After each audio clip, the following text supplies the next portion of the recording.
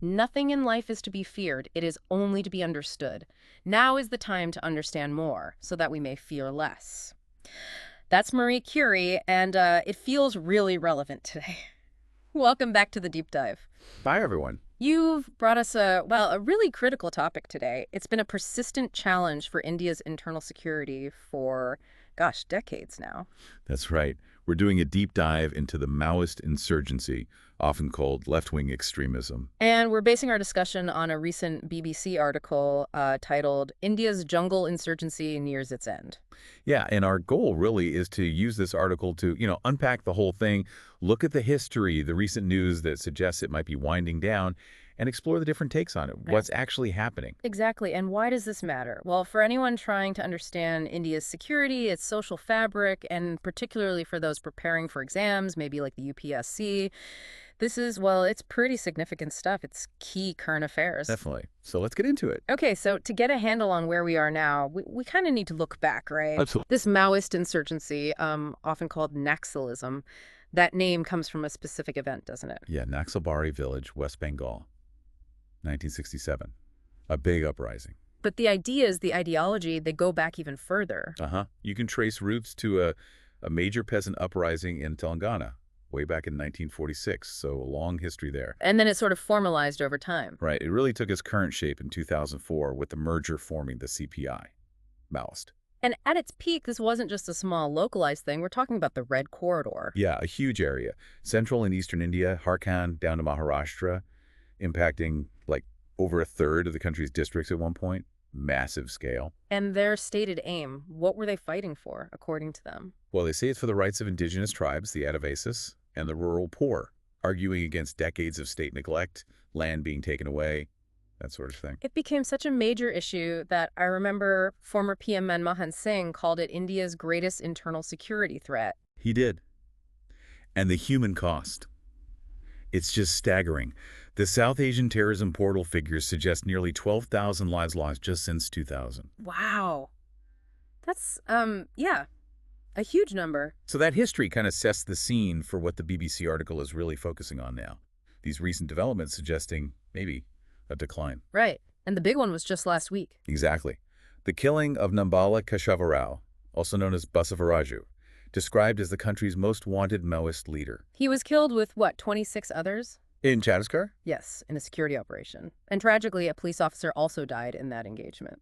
And this isn't just another incident, is it? Yeah. The article frames it as quite pivotal. Very much so.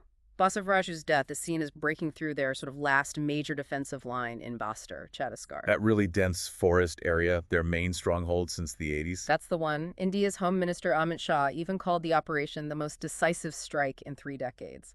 High praise or, well, significant language. And this ties into a broader government goal, doesn't it? It does. The current government, Prime Minister Modi's administration, has actually stated a goal to end Maoism by March 2026. So is the data backing this up? Does the article give us numbers? It does. The latest Federal Home Ministry report, it shows a pretty significant drop.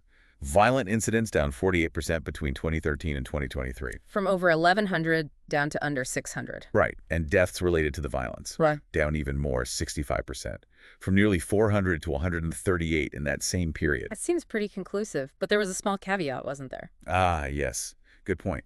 The report does note a slight increase in security force casualties in 2023 compared to 2022. Why was that?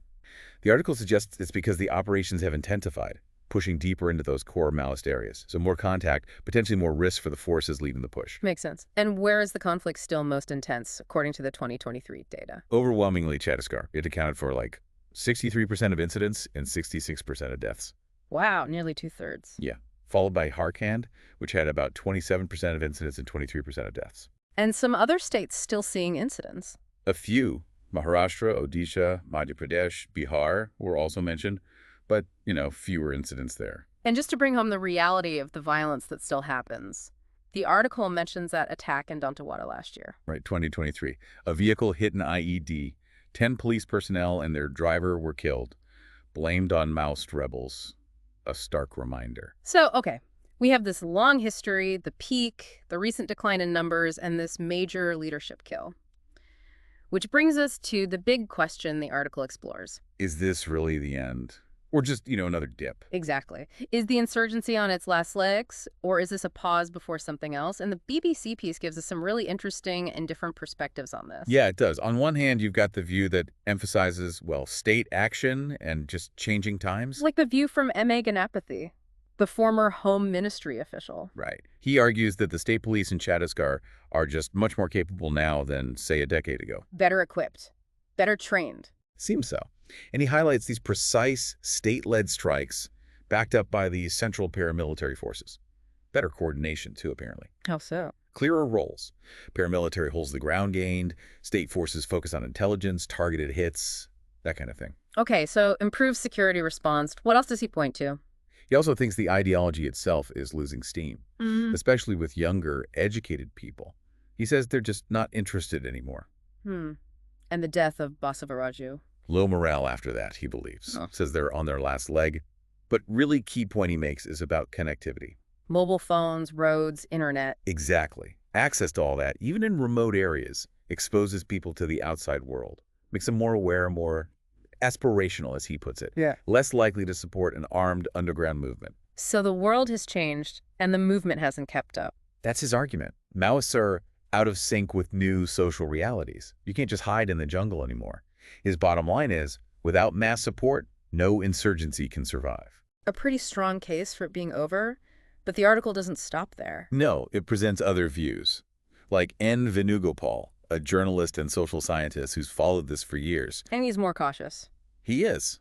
He acknowledges it could be a lull, but points out that Marxist-Leninist movements have faced big setbacks before, like losing top leaders in the 70s, and they survived. They transcended such challenges, he says. So killing leaders isn't necessarily the end game in his view. It seems not.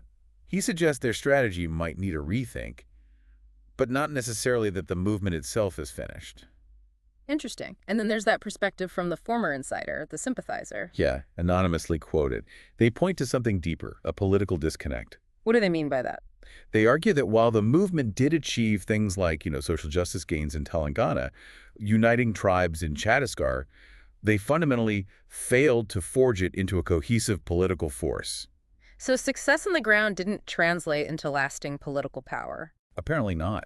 And this source blames a dated revolutionary vision, criticizing the whole idea of building isolated, liberated zones and the protracted people's war theory. That classic Maoist strategy. Right. They specifically mention a 2007 CPI Maoist document still talking about encircling the cities from the countryside, and the source just says bluntly, that doesn't work anymore. Why not? Because, they argue, these isolated zones just collapse when the state eventually pushes back hard, leading to deaths and, well, questioning if you could really lead a revolution from disconnected forests today. That's a fascinating internal critique, saying the strategy itself is flawed for the modern era. Very different from just saying the state got stronger. Completely different angle. And of course, the security forces themselves, their view, summarized in the article, is that, yes, their operations have seriously weakened the Maoist military structure, especially in South Chhattisgarh. They see the regular killing of cadres and leaders as proof the rebels can't really defend themselves effectively anymore. Pretty much. Growing inability to fight back. Okay, so if the military side is weakened, what about popular support? Is there any left? The article suggests, yes, some pockets of support remain, mostly in tribal areas, eastern Maharashtra, southern Chhattisgarh, parts of Odisha, Jharkhand.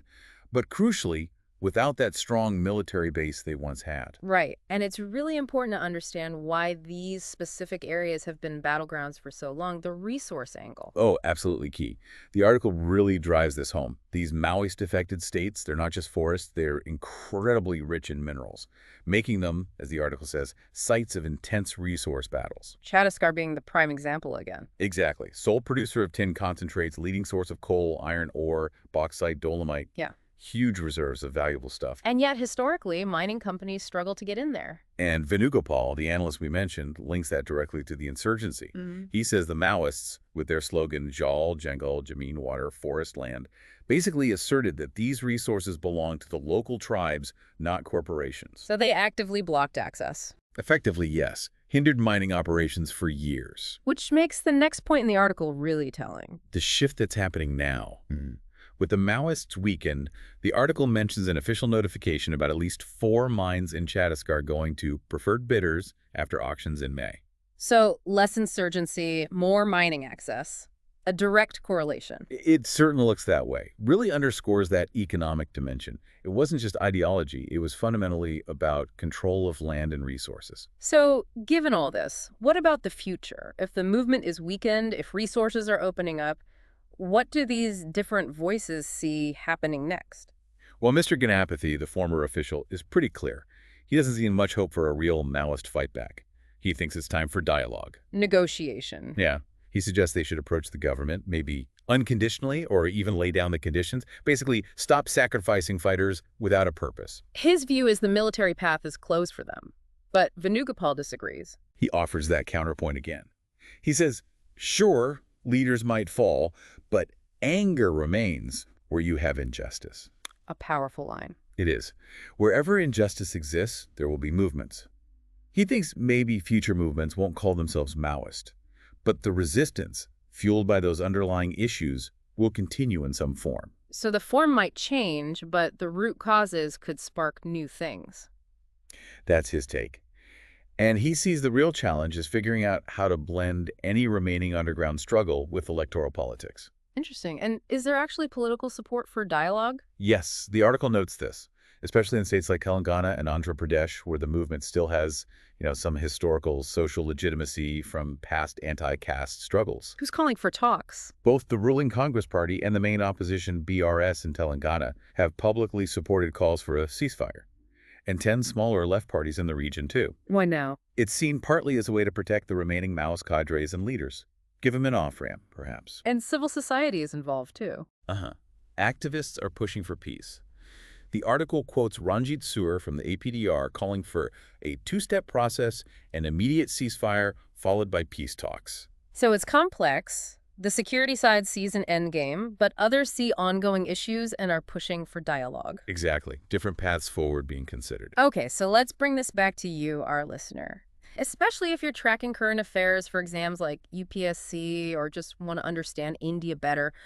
What have we learned? Well, we've seen a movement with really deep historical roots, deeply tangled up with social grievances, and crucially, these intense fights over resources. And now it's clearly under pressure. Better state forces, changing society, connectivity, all playing a part. But, and this is the key thing from the BBC article's different perspectives, those underlying issues, the injustice, the anger, they might not just vanish. Right. They could fuel new kinds of resistance, even if it's not called Maoism anymore. So understanding this whole situation means looking at the history, the security side, the socioeconomic factors, the politics, the resource angle, and weighing these different viewpoints. Which is exactly the kind of analysis needed, not just for general knowledge, but definitely if you're tackling something like the UPSC mains or prelims, getting beyond the headlines. Connecting all those dots.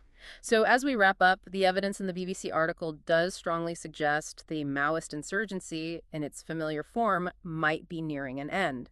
The numbers, the leadership losses, they point that way. But those alternative views are important.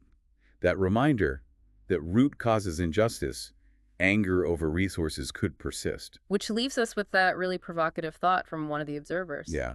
If anger remains where injustice exists, what new forms of resistance might pop up in these areas, even if they aren't called Maoism? Something definitely to think about. A huge thank you for bringing this topic and this really insightful BBC article for our deep dive today. My pleasure. Hope it was useful. Absolutely.